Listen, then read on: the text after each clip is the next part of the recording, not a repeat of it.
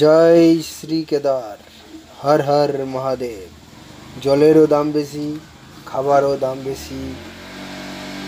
কেদারনাথ যাবার আগে রেজিস্ট্রেশন করাতে হবে।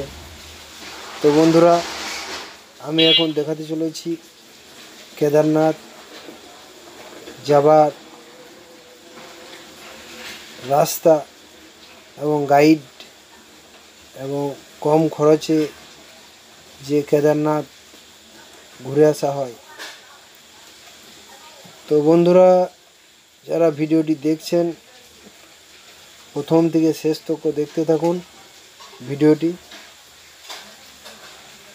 ভিডিওটি ভালো লেগে থাকলে অবশ্যই লাইক করবেন, একটা কমেন্ট করবেন এবং শেয়ার করে আরও বন্ধুদের দেখার সুযোগ করে দেবেন।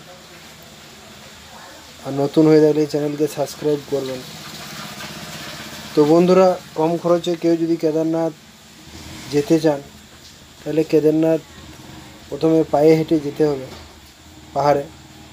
এই যে দেখতে পাচ্ছেন ঘোড়ার গাড়ি বা পিঠে করে নিয়ে যাচ্ছে, এগুলো সব আলাদা আলাদা রেট আছে, অনেক রেট। তো বন্ধুরা, কম খরচে যদি কেউ যেতে চান তাহলে পায়ে হেঁটে আপনাকে কেদারনাথের পাহাড়ে ওপরে উঠতে হবে। তো আর অনেকেই যারা যায় ঘোড়ার ওপর, ঘোড়াকে কষ্ট দিয়ে যেতে হয়, যেহেতু মানুষেরই চলার বহুত কষ্ট এই রাস্তা এবং চড়াই আছে, রেস নিয়ে নিয়ে যেতে হয়। তো যেহেতু খাবারের দাম ওখানে পাহাড়ের উপর একটু বেশি আছে, যেহেতু খাবারটা তাদেরকে নিয়ে যেতে হয় পাহাড়ের উপরে, ক্যারিং খরচাটা পড়ে ওদের, ওই হিসেবে খাবার খরচাটা পাহাড়ের উপরে একটু রেট বেশি। বরফের রাস্তা আছে।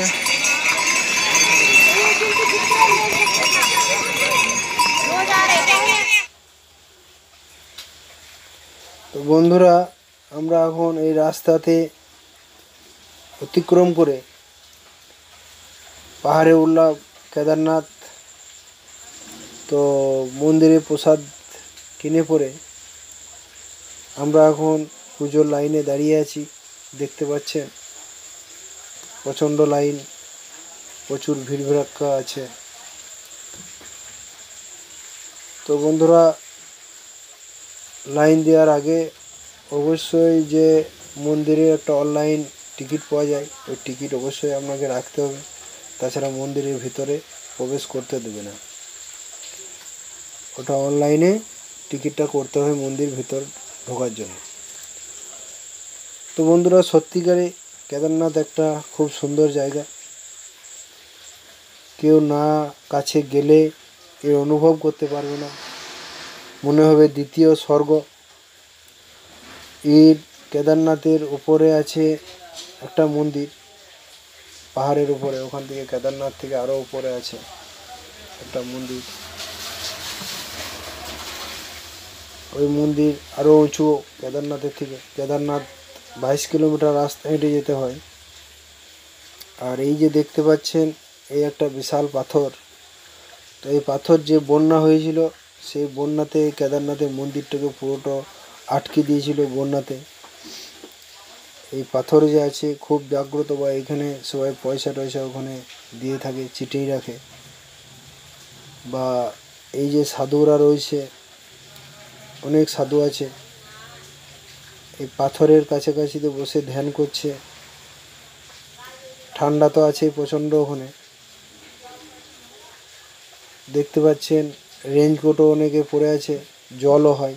তো রেইনকোট অবশ্যই প্রত্যেককে রাখতে হবে কাছে, কেননা ওখানে কখন জল হয় তার কোনো গ্যারেন্টি নাই, যে কোনো সময় বৃষ্টি আসতে পারে।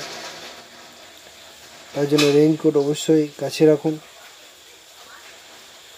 আর শীতের কাপড় তো রাখতেই হবে, যেহেতু উপরে প্রচুর বরফের ঠান্ডা।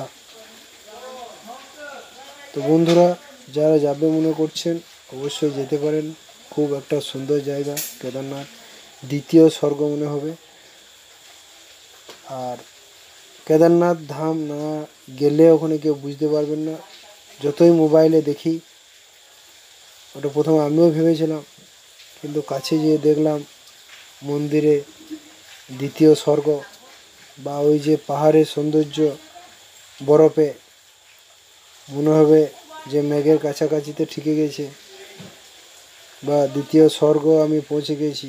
একটা এত সুন্দর জায়গা। তো বন্ধুরা, যারা যাব মনে করছেন অবশ্যই যেতে পারেন। খরচা এমন কিছু হবে না পায়ে হেঁটে গেলে। তো বন্ধুরা, ভিডিওটি যারা দেখলেন প্রত্যেককে অনেক অনেক ভালোবাসা।